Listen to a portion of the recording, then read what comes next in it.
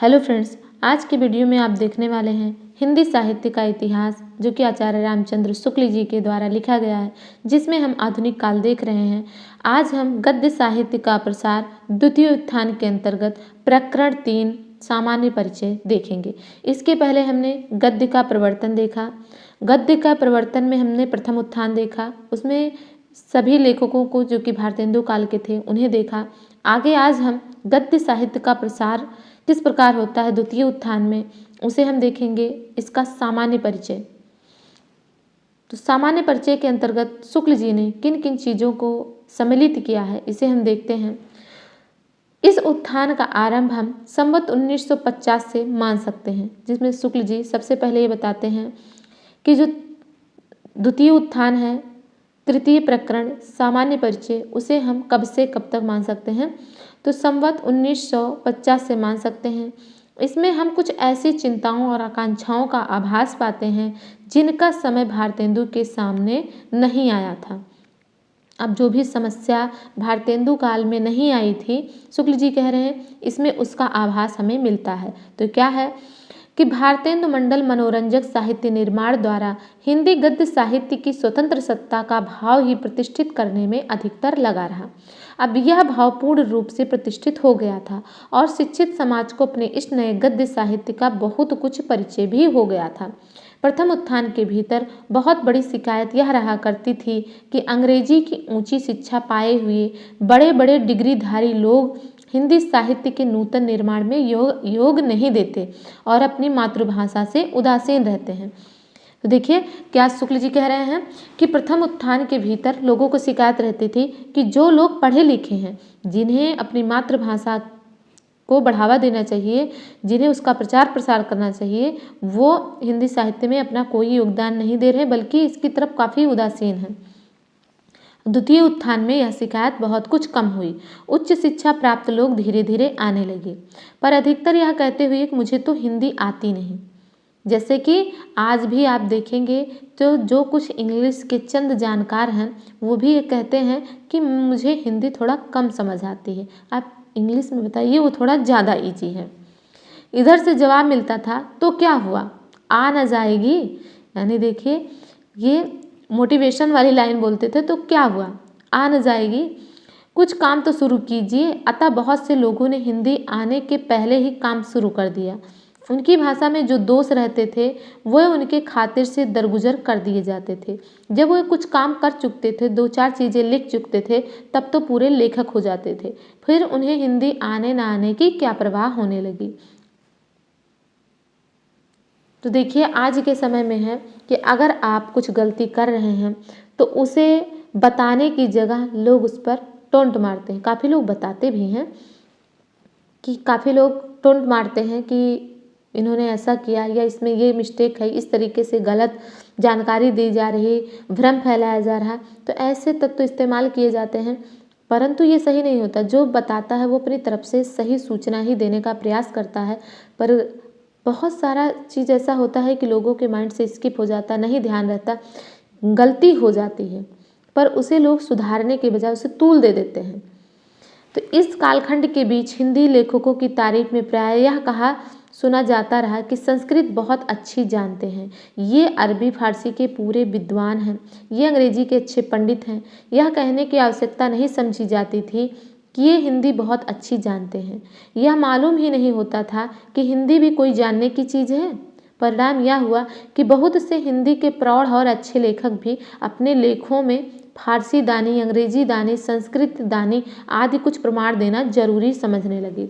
जैसे कि अभी हम लोग आम बोलचाल की भाषा में बोलते हैं, तो उसमें कुछ इंग्लिश का पुट देना, कुछ अंग्रेजी वर्डों का इस्तेमाल करना आवश्यक समझने लगते हैं। जैसे ये बताने के लिए हमें इंग्लिश आती है, पर अब वो इंग्लिश आते आते हमें बताते बताते अब हमें सच में काफ़ी कुछ इंग्लिश के शब्द इस्तेमाल करने ही पड़ते हैं, क्योंकि हम वही सुनते आ रहे हैं, वही देखते आ रहे हैं, वही बोलते आ रहे हैं, उसी माहौल में रह रहे हैं। तो अब हमारे उसमें कुछ शब्द इंग्लिश के आप जनरल देखेंगे, जो कम पढ़े लिखे हैं, नहीं पढ़े लिखे हैं, वो भी इस्तेमाल करते हुए मिलेंगे आपको। तो कहने का मतलब कि जो हमारी लैंग्वेज हो जा रही है, वही अब उसमें क्या भाषा में किस चीज़ का पुट हो जा रहा है, इंग्लिश का। तो भाषा बिगड़ने का एक और सामान दूसरी ओर खड़ा हो गया था। तो क्या सामान था कि हिंदी के पाठकों को अब वो ऐसा अकाल नहीं था कि उस कुछ भी नहीं लिखा पढ़ा गया था। नहीं तो हिंदी साहित्य में काफ़ी कुछ मैटर था ही नहीं, तो बहुत कम मैटर होने की वजह से उसके पाठक भी नहीं थे। विशेषता उपन्यास पढ़ने वालों का, बंगला उपन्यासों के अनुवाद धड़ाधड़ निकलने लगे थे। बहुत से लोग हिंदी लिखना सीखने के लिए केवल संस्कृत शब्दों की जानकारी ही आवश्यक समझते थे, जो बंगला की पुस्तकों से प्राप्त हो जाती थी। यह जानकारी थोड़ी बहुत होते ही वे बंगला से अनुवाद भी कर लेते थे और हिंदी के लेख भी लिखने लगते।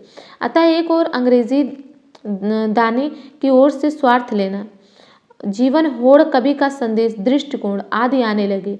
दूसरी ओर बंग भाषा मिश्रित लोगों की ओर से सिहरना, कांदना, बसंत, रोग आदि इतना आवश्यक था कि पिछले कंडे के लोगों की लिखावट उतनी अजनबी नहीं लगती थी जितनी पहले करने वाले की।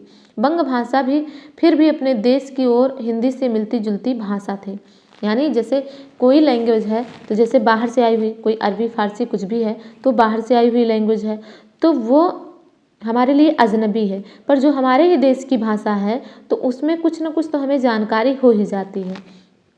उसके अभ्यास से प्रसंग या स्थल के अनुरूप बहुत ही सुंदर और उपयुक्त संस्कृत शब्द मिलते थे। अतः बंग भाषा की ओर जो झुकाव रहा, उसके प्रभाव से बहुत ही परिमार्जित और सुंदर संस्कृत पद विन्यास की परंपरा हिंदी में आई। यह स्वीकार करना पड़ता है। तो शुक्ल जी कहते हैं कि संस्कृत जो शब्द थे, जो बंग भाषा में भी काफ़ी कुछ मिल जाते थे और लोगों का रुझान उस तरफ गया, तो उससे बंग भाषा की ओर जो झुकाव रहा, उसके प्रभाव से बहुत ही परिमार्जित और सुंदर संस्कृत पद विन्यास की परंपरा हिंदी में आई, ऐसा शुक्ल जी कह रहे हैं। उस समय के जो लेखक थे, जो नए नए लेखक आते थे, जो पुराने लेखक थे जिन्हें जानकारी थी, वो उनकी गलतियों को सुधार देते थे। तो जब गलती एक बार सुधारी जाती थी तो उस गलती को दोबारा करने से बचते थे, जिससे जो नए लेखक थे उनकी भी भाषा बहुत अच्छी परिष्कृत हो जाती थी। अभी जैसे कोई टीचर है, कोई अभी इस प्रोफेशन में है, अगर कोई जो बड़ा टीचर है, जो उस काफ़ी पुराना टीचर है, उसे जाहिर सी बात है ज़्यादा नॉलेज होगी। जैसे अभी मेरी एग्जांपल ले लीजिए आप, तो अगर मैं अभी इस फील्ड में आई हूँ और कोई बहुत टाइम से इस फील्ड में है, तो जाहिर सी बात है उन्हें बहुत अच्छा नॉलेज होगा, उनका बहुत अच्छा एक्सपीरियंस होगा। तो अगर मेरी गलतियों को अगर वो सुधारने में थोड़ा सा बताएंगे, अगर कहीं हमने गलत किया उसे अगर सुधारने में बताएंगे, तो जाहिर सी बात है कि मेरे अंदर भी काफ़ी सुधार आएगा।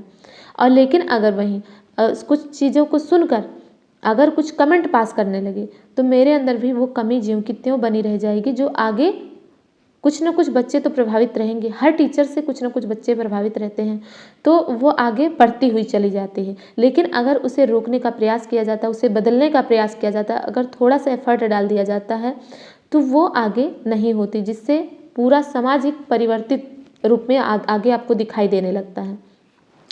तो आगे हम देखेंगे कि शुक्ल जी कहते हैं, पर अंग्रेजी में विचार करने वाले जब आपटे का अंग्रेजी संस्कृत कोश लेकर अपने विचारों का शाब्दिक अनुवाद करने बैठते थे, तब तो हिंदी बेचारी कोसों दूर जा खड़ी होती थी।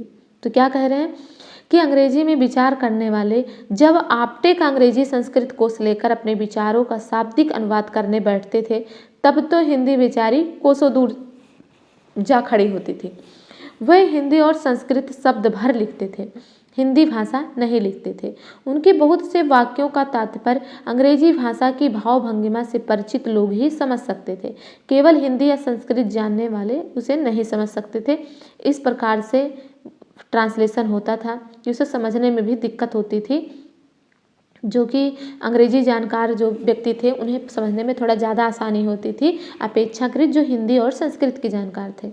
यह पहले कहा जा चुका है कि भारतेंदु जी और उनके सहयोगी लेखकों की दृष्टि व्याकरण के नियमों पर अच्छी तरह जमी नहीं थी। वे इच्छा किया, आशा किया ऐसा प्रयोग भी कर जाते थे और वाक्य विन्यास की सफाई पर भी उतना ध्यान नहीं रखते थे, पर उनकी भाषा हिंदी ही होती थी, मुहावरे के खिलाफ प्रायः नहीं जाती थी। पर द्वितीय उत्थान के भीतर बहुत दिनों तक व्याकरण की शिथिलता और भाषा की रूप हानि दोनों साथ दिखाई पड़ती रही। व्याकरण के व्यतिक्रम और भाषा की अस्थिरता पर थोड़े ही दिनों में कोप दृष्टि पड़ी। पर भाषा की रूपहानि की ओर उतना ध्यान नहीं दिया गया। पर जो कुछ हुआ वही बहुत हुआ और उसके लिए हमारा हिंदी साहित्य पंडित महावीर प्रसाद द्विवेदी का सदा ऋणी रहेगा। शुक्ल जी कहते हैं कि जो कुछ हुआ उसमें हिंदी साहित्य में जो कुछ सुधार हुआ उसके लिए हमारा जो हिंदी साहित्य है वो पंडित महावीर प्रसाद द्विवेदी जी का सदा ऋणी रहेगा। व्याकरण की शुद्धता और भाषा की सफाई के प्रवर्तक द्विवेदी जी ही थे।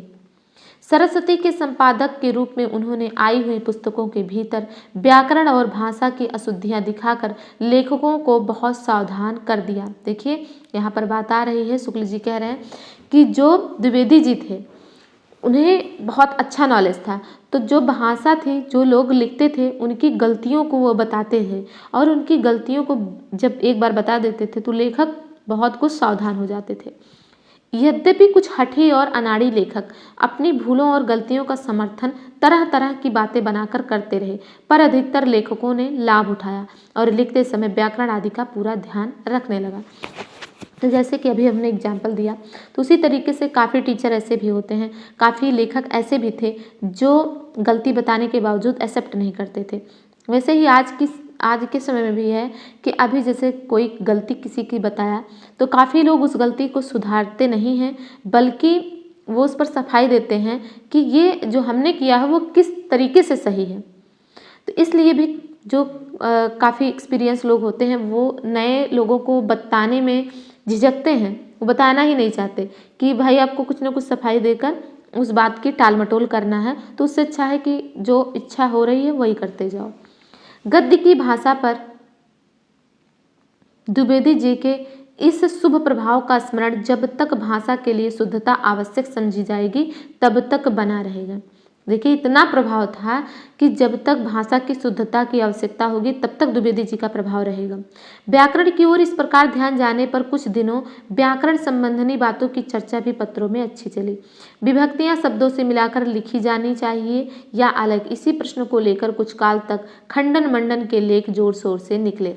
इस आंदोलन के नायक हुए थे पंडित गोविंद नारायण जी मिश्र, जिन्होंने विभक्ति विचार नाम की एक छोटी सी पुस्तक द्वारा हिंदी की विभक्तियों को शुद्ध विभक्तियां बताकर लोगों को उन्हें मिलाकर लिखने की सलाह दी थी। अच्छा, इसे पढ़ते समय ही एक बात याद आई कि अभी जो हम हिंदी भाषा को देख रहे हैं वो पूरी सुधार के बाद हमें मिली है। तो सुधार के बाद मिली है तो जिसमें हमें सुधार की आवश्यकता नहीं है, लेकिन फिर भी आपने देखा होगा कि इस समय संविधान में संशोधन कुछ किया गया है जिसमें से आपको हिंदी वर्णमाला में एक वर्ड आपको बढ़ा हुआ मिलेगा।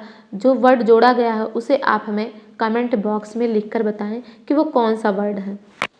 इस द्वितीय उत्थान में जैसे अधिक प्रकार के विषय लेखकों की विस्तृत दृष्टि के भीतर आए, वैसे ही शैली की अनुरूपता का अधिक विकास भी हुआ।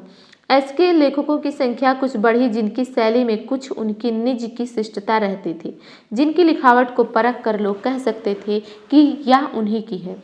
साथ ही वाक्य विन्यास में अधिक सफाई और व्यवस्था आई। वाक्य विन्यास में पहले की अपेक्षा अधिक सफाई और व्यवस्था आई। विराम चिन्हों का आवश्यक प्रयोग होने लगा, यानी बड़े बड़े वाक्य विन्यास लिखने से लोग बचने लगे, जगह जगह विराम चिन्ह का प्रयोग होने लगा। अंग्रेजी आदि अन्य समुन्नत भाषाओं की उच्च विचारधारा से परिचित और अपनी भाषा पर भी यथेष्ट अधिकार रखने वाले कुछ लेखकों की कृपा से हिंदी की अर्थोद्धाटनी शक्ति की अच्छी वृद्धि हुई और अभिव्यंजन प्रणाली का भी अच्छा प्रसार हुआ। सघन और गुंफित विचार सूत्रों को व्यक्त करने वाली तथा सूक्ष्म और गूढ़ भावों की झलकाने वाली भाषा हिंदी साहित्य को कुछ कुछ प्राप्त होने लगी। उसी के अनुरूप हमारे साहित्य का डौल भी बहुत ऊंचा हुआ। बंगला के उत्कृष्ट सामाजिक, पारिवारिक और ऐतिहासिक उपन्यासों के लगातार आते रहने से रुचि परिष्कृत होती रही, जिससे कुछ दिनों की तिलिस्म, ययारी और जासूसी के उपरांत उच्च कोटि के सच्चे साहित्यिक उपन्यासों की मौलिक रचना का दिन भी ईश्वर ने दिखाया। नाटक के क्षेत्र में वैसी उन्नति नहीं दिखाई पड़ी जिस प्रकार से उपन्यासों की मौलिकता में वृद्धि हुई, उस प्रकार नाटक के क्षेत्र में वृद्धि नहीं हुई। बाबू राधा कृष्ण दास के महाराणा प्रताप या राजस्थान केसरी की कुछ दिन धूम रही और उसका अभिनय भी बहुत बार हुआ। राय देवी प्रसाद जी पूर्ण ने चंद्रकला भानु कुमार नाम के एक बहुत ही बड़े डील डॉल का नाटक लिखा था, पर वह साहित्य के विविधता अंगों से परिपूर्ण होने पर भी वस्तु वैचित्र्य के अभाव तथा भाषाओं की कृत्रिमता आदि के कारण उतना प्रसिद्ध न हो सका। बंगला के नाटकों के कुछ अनुवाद बाबू रामकृष्ण वर्मा के बाद भी होते रहे, पर उतनी अधिकता से नहीं जितनी अधिकता के से उपन्यासों की। इससे नाटक की गति बहुत मंद रही। हिंदी प्रेमियों के उत्साह से स्थापित प्रयाग और काशी की नाटक मंडलियाँ जैसे भारतेंदु नाटक मंडली के लिए रंगशाला के अनुकूल दो एक छोटे मोटे नाटक अवश्य लिखे गए, पर वह साहित्यिक प्रसिद्धि ना पा सके। प्रयाग में पंडित माधव शुक्ल जी और काशी में पंडित दुग्वेकर जी अपनी रचनाओं और अनूठे अभिनयों द्वारा बहुत दिनों तक दृश्य काव्य की रुचि जगाए रहे। इसके उपरांत बंगला में श्री द्विजेंद्र लाल राय के नाटकों की धूम हुई। उनके अनुवाद हिंदी में धड़ाधड़ हुए। इसी प्रकार रविंद्र बाबू के कुछ नाटक भी हिंदी रूप में लाए गए। द्वितीय उत्थान के अंत में दृश्य काव्यों की अवस्था यही रही। तो शुक्ल जी कहते हैं कि जो भी बताया गया वो प्रयास ये था कि नाटकों का पहले की अपेक्षा काफ़ी कुछ दशा गिरती हो गई और उपन्यास अपने चरम सीमा पर चल रहे थे। आगे है, निबंधों की ओर यद्यप बहुत कम ध्यान दिया गया। उसकी परंपरा ऐसी ना चली कि हम 5-7 उच्च कोटि के निबंध लेखकों को इसी प्रकार झट से छांट कर बता सकें जिस प्रकार अंग्रेजी साहित्य में बता दिए जाते हैं। यानी निबंधों का भी प्रचलन नहीं चल पाया। फिर भी बीच बीच में अच्छे और उच्च कोटि के निबंध मासिक पत्रिकाओं में दिखाई पड़ते रहे। इस द्वितीय उत्थान में साहित्य के एक एक अंग को लेकर जैसी विशिष्टता लेखकों में आ जानी चाहिए थी वैसी विशिष्टता ना आ पाई। किसी विषय में अपने सबसे अधिक शक्ति देख उसे अपना कर बैठने की प्रवृत्ति बहुत कम दिखाई दी। बहुत लेखकों का यह हाल रहा कि कभी अखबार नवीसी करते, कभी उपन्यास लिखते, कभी नाटक में दखल देते, कभी कविता की आलोचना करने लगते और कभी इतिहास और पुरातत्व की बातें लेकर सामने आते। यानी विविधा प्रकार के विषयों को उठा लेते। ऐसी अवस्था में भाषा की पूर्ण शक्ति प्रदर्शित करने वाले गूढ़ गंभीर निबंध लेखक कहाँ से तैयार होते। कहने का मतलब ये है, जब छुटपुट जानकारी सभी चीज़ों की होने लगी तो एक विषय में महारत हासिल होना आसान नहीं होता। फिर भी भिन्न भिन्न शैलियाँ प्रदर्शित करने वाले कई अच्छे लेखक इस बीच में बताए जा सकते हैं, जिन्होंने लिखा तो कम है पर जो कुछ लिखा है वह महत्व का है। यानी परिमाण में तो अधिक नहीं है पर जो चीज़ें हैं वो बहुत अच्छी हैं। समालोचना का आरंभ यद्यप भारतेंदु के जीवन काल में ही कुछ न कुछ हो गया था, जैसा कि हमने बात किया था कि सच्ची समालोचना नाम से किसने लिखा था, उसके विषय में आप हमें कमेंट बॉक्स में ज़रूर बताएं। पर उसका कुछ अधिक वैभव इस द्वितीय उत्थान में भी दिखाई पड़ा।